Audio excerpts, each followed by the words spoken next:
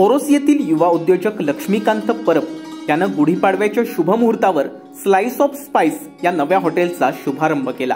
व्यावसायिक क्षेत्रातलं हे त्याचं पहिलं पाऊल असून या हॉटेलचं उद्घाटन खासदार विनायक राऊत यांच्या हस्ते करण्यात आलं। या हॉटेलमध्ये fast food, Chinese, veg, non veg, sea food असे विविध खाद्यपदार्थ उपलब्ध असून खवय्यांनी आवर्जून या हॉटेलला भेट द्यावी असं आवाहन या हॉटेलचे मालक लक्ष्मीकांत परब यांनी केलंय।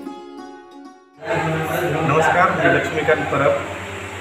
आम्ही ओरोसमध्ये स्लाइस ऑफ स्पाइस या नावाने नवीनच आज गुढीपाडव्याच्या मुहूर्तावर हॉटेलचं ओपनिंग केलं आहे आणि आमच्या हॉटेलमध्ये fast food, Chinese, Punjabi, Indian अशा वेगवेगळ्या प्रकारचे सी फूड अशा सगळ्या प्रकारचं खाद्यपदार्थ आमच्याकडे आपल्याला अवेलेबल होतील।